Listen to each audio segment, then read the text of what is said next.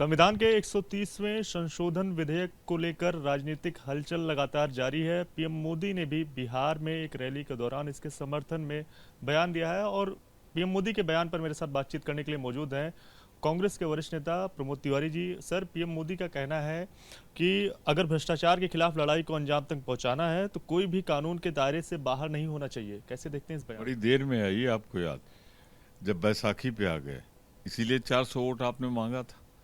हो जाए तो जो विपक्ष में निर्वाचित मुख्यमंत्री हो, जिसे जनता ने चुना हो, मंत्री हो, किसी पे आप ऐसी दफा में मुकदमा कायम करा दीजिए अपनी ईडी सीबीआई से।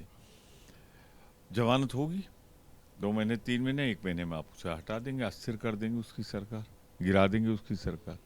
और अगर कोई सरेंडर कर जाएगा तो भोपाल में आप बोलेंगे एनसीपी के नेताओं के खिलाफ चक्की पीसिंग, और जब वो सरेंडर कर जाएगा तो डिटर्जेंट सोप में धो के महाराष्ट्र का डिप्टी चीफ मिनिस्टर बना देंगे। ये तो आपका इतिहास है, ये कई राज्यों में आपने किया है। झारखंड में किया आपने। हाई कोर्ट ने अपना फैसला देते हुए जमानत का कहा कि ये कोई मुकदमा बनते ही नहीं, इस पे आप जेल नहीं भेज सकते किसी को। तो ये 2 उदाहरण मैंने दिए हैं, ऐसे 50 उदाहरण है। मैं सिर्फ ये कह सकता हूँ कि ये भ्रष्टाचार के खिलाफ लड़ाई नहीं है, ये राजनीति में लोकतंत्र के नाम पर तानाशाही लाने का प्रयास है, जिसे हम होने नहीं देंगे। इसके साथ ही सर बात करें तो उनका यह भी कहना है कि अगर कोई सीएम है, मंत्री है, पीएम है तो वो भी जेल में रहकर भी सत्ता का सुख पा सकता है। ये कैसे हो सकता है? हमने कुछ समय पहले ही देखा कि कैसे जेल से ही फाइलों पर साइन किए जा रहे थे विपक्ष के तमाम जो नेता हैं, या फिर अरविंद केजरीवाल पर कहें एक तरह से निशाना साधा। बिल्कुल ठीक, बिल्कुल ठीक। अगर वो भ्रष्ट है, सजा हो जाए उसे, तो आप करिए। पर आप ये बताएं मुझे, पूरे देश में जो आप बेच रहे हैं, पूंजीपतियों को भारत की संपत्ति दे रहे हैं, वो भी तो अपराध है। करोड़ों की संपत्ति हजारों में दे रहे हैं, भारत की संपत्ति दे रहे हैं। तमाम पे आरोप लगे हैं, तमाम लोग चले भी गए हैं, दूसरे देशों में भाग गए। उनका खिलाफ तो आप कार्रवाई इसलिए नहीं कर रहे हो कि वो आपके। पर जो सरकार निर्वाचित होंगी, आज जो तमाम भाजपा की सरकारें, उनके खिलाफ भ्रष्टाचार के तमाम आरोप हैं, उन पर आप कार्रवाई नहीं कर रहे हो। कार्रवाई उसके खिलाफ करते हो जो विरोध में है, जैसे झारखंड के मुख्यमंत्री। हाईकोर्ट कह देता है कि इनके खिलाफ तो अपराधी नहीं बनता। तो इससे बचने के लिए जरूरी है कि इसे पारित ना किया जाए, और हम अपनी पूरी ताकत लगा देंगे कि ये जो लोकतंत्र खत्म करके तानाशाही एक व्यक्ति लाना चाहता है, वो ना आने पाए। इसी में सर जोड़ते हुए तो विपक्षी पार्टियां लगातार इसका विरोध कर रही हैं और इसी में उन्होंने कहा ये आरजेडी वाले, ये कांग्रेस वाले, लेफ्ट वाले इस कानून का विरोध कर रहे हैं। ये बहुत गुस्से में है और कौन नहीं जानता कि उनको किस बात का डर है। जिसने पाप किया होता है वो अपने पाप को दूसरे से छिपाता है। कौन सा पाप है सर?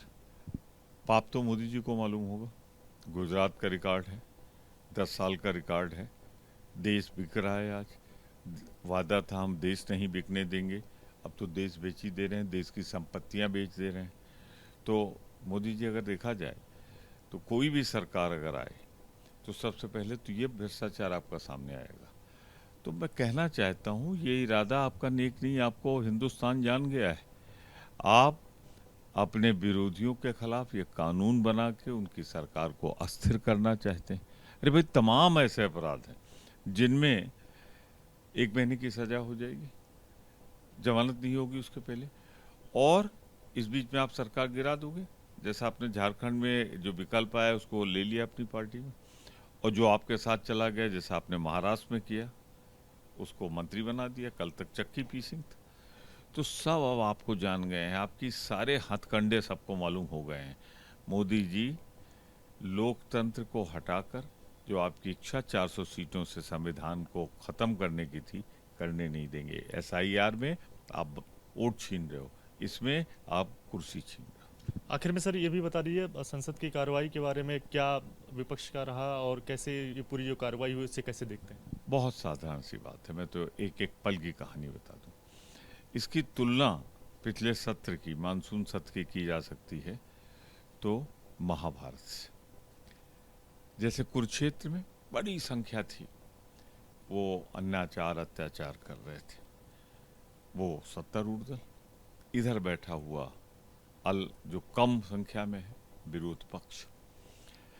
हम आपको लोकतंत्र में दिए हुए सबसे अनमोल उपहार 1 पर्सन 1 वोट को छीनने न देने के लिए एसआईआर पे चर्चा चाह रहे थे, आप नहीं होने दे रहे थे। और बेईमानी की इंतहा सरकार की कि हम बोले तो कहा जाए शोर हो रहा है, और आप शोर में अपने सारे बिल पास करा रहे। उसी सदन में उसी फ्लोर पर दोनों चीज़ें हो रही, तो आपकी नीयत भी ठीक नहीं साबित हो गया। आपने अपने कानून पास करा लिए, लेकिन जनता की आवाज़ जो 0 आवर में, क्वेश्चन आवर में या विधेयक के समय सुनी जा सकती थी, वो आपने नहीं सुनने दी। मोदी जी, यही कौरवों ने किया था, हक नहीं दिया था देश को।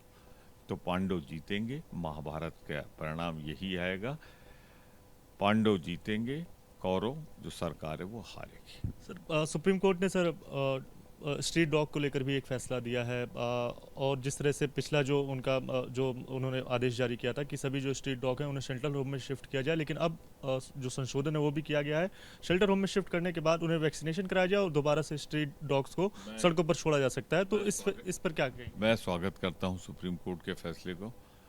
सुप्रीम कोर्ट को संज्ञान लेना चाहिए। तथ्य तर्क थे। गौशालाओं का क्या हो रहा, हजारों की तादाद में गाय भूख से मर रही, तो कुत्तों के साथ भी यही होता। तो उन्होंने एक बहुत बैलेंस, एक सोचा समझा फैसला लिया है। भाजपा सरकार में, भाजपा शासित राज्यों में गौशालों में गाँव की जो गाय की दशा है उससे सबक लेना चाहिए।